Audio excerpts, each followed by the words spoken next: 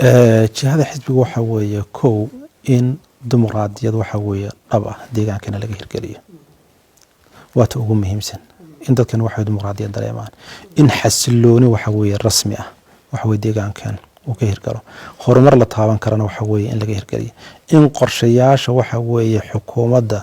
ay diyaarinayso uu noqdo mid ka jawaabaya baahida shacabkeena inuu noqdo oo aysan ahayn qorshayaal lagu diyaarinayo wax maarta laablakac lagu diyaarinaysa noqon in waxa weeye bulshada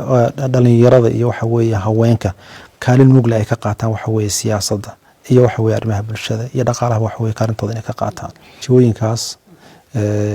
leh abaabulkii leh waxa weeye horumarkii leh waxa weeye dimuqraadiyaddii amnigii iyo xasiloonidii iyo waxa weeye in la abuuro jiil waxa weeye ku faanaya soomaalinimadooda in la abuuro waa jihooyinka ugu muhiimsan ee u dhigan waxa weeye xisbiga barwaaqo siyaasadda waxa weeye wadanka waxa laga hogaamiyaa xisbi baa hogaamiya doorka waxa weeye xisbigu ku leeyahay waa door cad awal hore waxaa jirtay inaan bannaan ka taagna saaxada siyaasadeed ee dalka aanu ka ahayn waxa weeye wixii xagga laga soo qorsheeyay in waxa weeye wixii xagga lagu go'aamiyay kaliya waxa weeye deegaanka in laga hirgeliyo go'aamada siyaasiga iyo masiiriga waxa weeye dalka iyo deegaankaba inaan waxa weeye kaalin ku lahayn maanta laakiin saaxadii siyaasadeed waxa weeye waxaan ku leenahay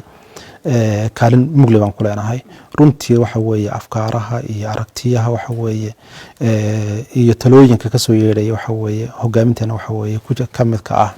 fadhida madasha waxa weeye golayaasha waxa weeye lagu go'aaminayo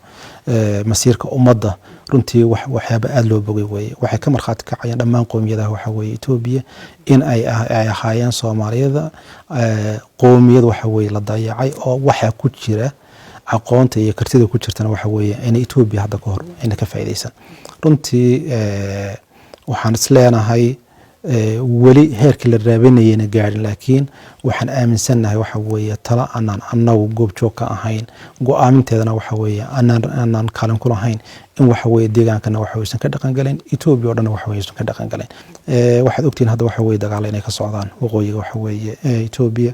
runtii kaalinta waxa weeye deegaankana uu ku lahaa wax la soo koobi kara ma ahayn hadda on dhaqaale ahaan iyo waxa weeye in xataa ciidan ahaan looga qayb qaato naf iyo maalba waxa weeye in loo horo in xadka dheer waxa weeye deegaankeena uu leeyahay waxa wadamada waxa weeye dariska aan nahay in amnigoodii aanu sugno oo waxa weeye ilaalino si aan waxa weeye culays u fuulin waxa weeye hawlgallada ka socda waxa weeye waqooyiga inahaas oo dhan waxa weeye waa waxyaabaha kaalintan ka qaadanay ay ka mid yihiin dhibaatada waxa weeye waqooyiga ka dhacda si dadban iyo si toosba waxa weeye saameyn waxay ugu yeelanaysaa deegaankeena saameyn ugu yeelanaysaa ururkan waxa weeye argagixisada hadda la dagaalamayo waa ururkii waxa weeye tacadiyada ugu badan iyo dhibaatada ugu badan u geystay waxa weeye shacabkeena weeye in lala dagaalamana waxa weeye waa qodob dastuuri waa qodob waxa weeye masiiri ah waa hawlgal u baahnaa waxa weeye ay khasab tahay inaan ka hortagno waxa weeye dadkii noocaas ahaa ujeedka ay leeyihiin uu noocad yahay saddex ujeedadood baa ugu muhiimsanaa ujeedka ay lahaayeen waa kow in waxa weeye talada wadanka ay dib ugu noqdaan talada wadanka dib inay u qabsadaan saameynta waxa weeye deegaankan ku yeelanaysa waa dareemi kartaa raadkii ay shalay kaga tageen baa weli muuqda oo marka waxa weeye wax la qaadan karaya ma aha shacabkana wax qaadan karayaan ma aha inaan fadhi ku sugnana suurtagal ma aha inaan meeshooda ugu tagno waxa weeye kaga hortagnaa muhiim ah waxaa jira wadamo waxa weeye reer galbeed oo aad waxa weeye iyagana dabada ka riixaya oo wada ayaa jira oo aad u taakuleynaya iyagana danahooda ay ka dhex arkeen TPLF danahooda ka dhex arkeen danta Itoobiya kale yihiin maxay tahay marka la yiraahdo koo waxa weeye waa inay helaan dawlad jilicsan oo danta shacabkeeda ka hormarisa danta waxa weeye reer galbeedku ay kale yihiin marka waan ku khasbanahay inaan waxa weeye ka hortagno kaalinteena waxa weeye ka qaadan dibadbaxyadii waxa weeye deegaankeena ka dhacay caalamka ka dhacayna wax badan bay ka bedeleen diblomaasiyadda hadday noqon lahayd iyo hadday noqon lahaydba waxa weeye hankii iyo waxa weeye rabitaankii ay rabeen shakhsiyaadka waxa weeye danaystayaasha runtii waxaan isleenahay in hawlahan markay waxa dhinac u dhacaan